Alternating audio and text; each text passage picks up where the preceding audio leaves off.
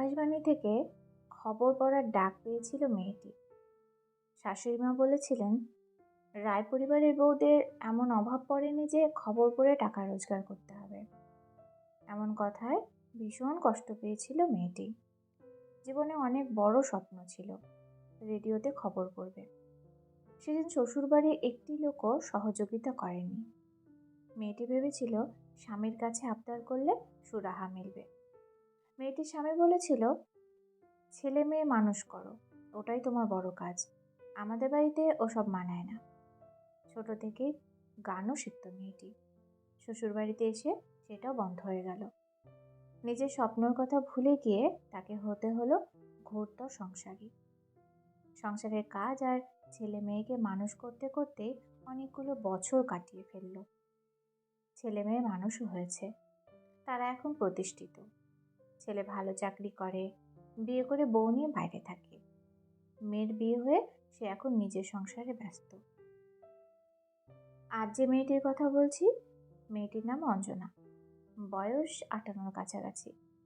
আমাদের বাড়ি থেকে খুব একটা বেশি দূরে থাকে না, বাসে 8 ঘন্টা দূরত্ব। আমি ওনাকে কাকিমা বলেই ডাকি। আগে ওনার সাথে পরিচয় ছিল না, ফেসবুক থেকেই পরিচয় হয় ওনার সাথে। উনি মন খুলে সব কথা আমাকে বলতে পারেন, একদম বন্ধুর মতো। একদিন ফোন করে আমাকে বললেন, শুভশ্রী, একদিন আমার সাথে দেখা করবে? কেন করব না, নিশ্চয়ই দেখা করব। আসলে তুমি এত সুন্দর করে আবৃত্তি করো, আমি শুনে মুগ্ধ হয়ে যাই। খুব ইচ্ছে আছে তোমার সাথে দেখা করার। যার এত সুন্দর কণ্ঠ তাকে কাছ থেকে দেখব, আর মন খুলে অনেকটা সময় গল্পও করতে পারবো। কয়েকদিন পর সময় করে একদিন সকালেই চলে গেলাম ওই কাকিমার বাড়িতে। উনি আর ওনার হাজবেন্ড থাকেন। কলিং বেল বাজাতেই ওনার হাজবেন্ড বেরিয়ে দরজা খুলে দিয়ে বললেন, সোফায় বসো, তোমার কাকিমা আসছেন। সোফায় বসে আছি। 10 মিনিট পর কাকিমা এসে বললেন, অনেকক্ষণ বসে আছো তাই না? লেট হয়ে গেল।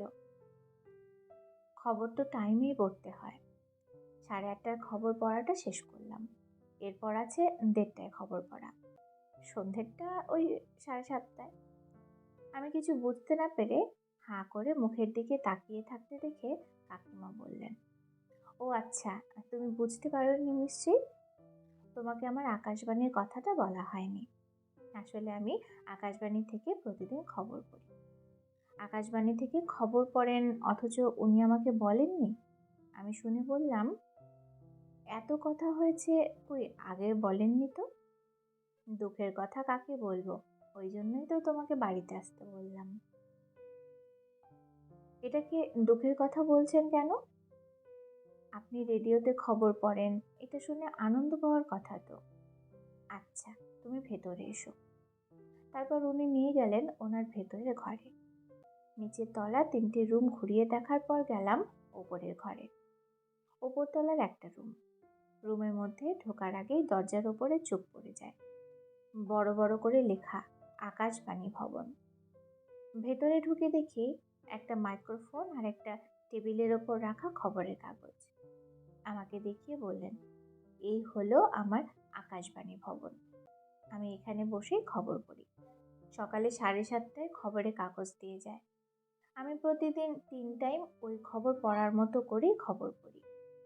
তোমাকে তো আমার গল্প বলেছিলাম আগে। এককালে আমার রেডিওতে খবর পড়া ডাক এসেছিল, সেদিন আমি পারিনি, কিন্তু আজ পারি খবর পড়তে। নিজেই পড়ি আর নিজেই শুনি, শুধু আমার কণ্ঠ সকলের কাছে পৌঁছে যায় না। কথাগুলো বলে কাকিমা চোখটা হালকা করে মুছে নিয়ে বললেন, শুভশ্রী, আমরা মেয়েরা বোধহয় চাইলেও সবকিছু পারি না। তোমার কাকুকে বলতে গেলেও এসব বুঝবেই না, শুধু বলে চাকরিটা করনি বলে ছেলে মেয়ে দুটো মানুষের মতো মানুষ হয়েছে। আচ্ছা, তুমি বলো তো, জীবনে আমি কি পেলাম? স্বামী মানুষটার থেকে কখনো কোনো সহযোগিতা পাইনি। সেদিন যদি একটুখানি সুযোগ পেতাম, তাহলে আজ আমার এই অব্যক্ত যন্ত্রণাটা মুক্তি পেত। চাকরি করলে কি ছেলে মেয়ে মানুষ হয় না? কথাগুলো শুনে মনটা খারাপ হয়ে গেল। আমার মন খারাপ হতে দেখে কাকিমা কথাটা ঘুরিয়ে বললেন, জানো, তোমার আবৃত্তি শুনতে দারুণ লাগে। ফেসবুকে কত মানুষ তোমার প্রশংসা করে, কত মানুষের কাছে পৌঁছে যাও। আমি দারুণ খুশি হই। বললাম, কাকিমা, আমি আরও খুশি হব খবর পড়ার পাশাপাশি যদি আপনিও আবৃত্তি গল্প পাঠ শুরু করেন। আমি চাই আপনার এমন সুন্দর কণ্ঠ পৌঁছে যাক সকলের কাছে। ফেসবুকে পোস্ট করবেন আপনার পাঠ করা গল্প? আমি পারবো? আমার কণ্ঠ কেউ শুনবে? সবাই শুনবে। আপনি চেষ্টা করেই দেখুন না। কয়েকদিন পর একদিন সকালে কাকিমার ফোন। বললেন, তোমার কথা মতো একটা গল্প পাঠ করেছি, জানি না কেমন হয়েছে, তুমি শুনবে? অবশ্যই শুনবো। আপনি ফেসবুকে পোস্ট করুন, দেখবেন অনেকেই শুনছে। সত্যি বলছো? একদম সত্যি। তারপর থেকে কাকিমা একটা একটা করে গল্প পাঠ করে পোস্ট করতে লাগলেন। বেশ ভালো লাগলো দেখে। এই বয়সে এসে মনের সুপ্ত ইচ্ছেগুলোকে মেলে ধরতে পারছেন। খবর পাঠ করে কাকিমা হয়তো অনেক উঁচুতে পৌঁছে যেতে পারতেন, সেটা এখন আর সম্ভব নয়। তবে গল্প পাঠ করে কয়েকজন মানুষের কাছে যদি পৌঁছে যান, সেটাই বা কম কিসে। স্বপ্ন পূরণ না হোক, এই বয়সে স্বপ্নেরা ডানা মেলুক অন্তত। কাকিমার পাঠ করা গল্প ফেসবুকে যখন দেখতাম, মনে হতো মানুষটা আবার নিজেকে মেলে ধরেছে। কখনো কখনো শুনতাম, কখনো হয়তো বা শোনা হয়ে উঠতো না আমার। নিজের কাজ ব্যস্ততা নিয়ে আমিও সময় করে উঠতে পারতাম না। কাকিমা একদিন অভিমানের সুরে কল করে বললেন, আচ্ছা শুভশ্রী, আমার পাঠ বুঝি তোমার ভালো লাগে না? তুমি তো শোনোই না। শুনে ভুল ত্রুটিগুলো যদি ধরিয়ে দিতে খুব ভালো হতো।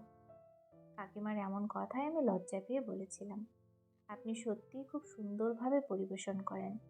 আমার সময়ের অভাবে সব সময় শুনে উঠতে পারি না, তবে শুনবো, শুনে আপনাকে জানাবো। সত্যি তো? আমি কিন্তু তোমাকে আর কল করব না, তুমি তাহলে কল করে জানিও।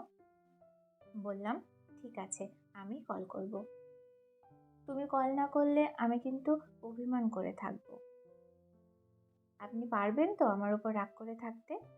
হেসে বললেন, দেখোই না পারি কিনা। আমি ভীষণ অভিমানী। তারপর থেকে কাকিমাকে কল করব ভেবেও আর কল করা হয়নি। শুনে বলা হয়নি কাকিমার গল্প পাঠ কেমন লাগছে। কদিন পর থেকে কাকিমা ফেসবুকে গল্প পাঠ করে দেওয়াটা বন্ধ করে দিলেন। বুঝে গেছি তখন আমার ওপর কাকিমা সত্যি অভিমান করে আছেন। নিজেরই দোষ, কল করব করব করেও করে উঠতে পারিনি। বুঝলাম মানুষটা সত্যি অভিমানী। অভিমান ভাঙানোর জন্য সেদিন কাকিমাকে কল করি। কল করতে গিয়ে দেখলাম সুইচ অফ। পরের দিন কল করতে গিয়েও সেম, সুইচ অফ।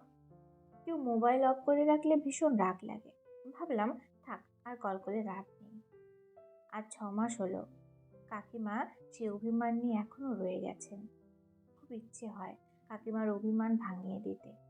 কল করে শুধু একটা কথাই মনে মনে বলি, কাকিমা, একটিবার সুযোগ দাও, শুধু একটিবার মোবাইলে সুইচটা অন করো। জানি কাকিমার কোনো দিনই মোবাইল অন করবে না, সেই সুযোগটুকু কাকিমা আমাকে আর কোনো দিনই দেবে না। মানুষটা যে সত্যিই অভিমানী। 2 দিন কল করে যখন পেলাম না, তার ঠিক 1 সপ্তাহ পর ফোন সুইচ অফ দেখে রাগ হয়েছিল ঠিকই। ভাবলাম দোষ তো আমারই, অন্তত মেসেজ করে জানাই। আপনাকে 2 দিন কল করেও আমি পাইনি। মেসেজ করতে গিয়ে প্রোফাইলে ঢুকে স্তম্ভিত হয়ে যাই। না ফেরার দেশে ফিরে গেছেন কাকিমা। আমি পারিনি সে অভিমান ভাঙাতে। আচমকাই একদিন হৃদয়যন্ত্র থেমে গেছে, বুকে রয়ে গেছে শত অভিমান। সে কথা আজও কানে বাজে। কাকিমা একটাই কথা অভিমান করে বলতেন, আমি এই জীবনে কি পেলাম? সবাই তো সব কিছু পেল, আমি নিজেকে কিছু দিতে পারলাম না। স্বপ্ন পূরণের পথে শুধু মানুষ নয়, কখনো কখনো ঈশ্বরও বোধহয় প্রাচীর তুলে দেন। তখন অভিমানেই ফিরে যেতে হয়, কাউকে না জানিয়ে, একদম নীরব।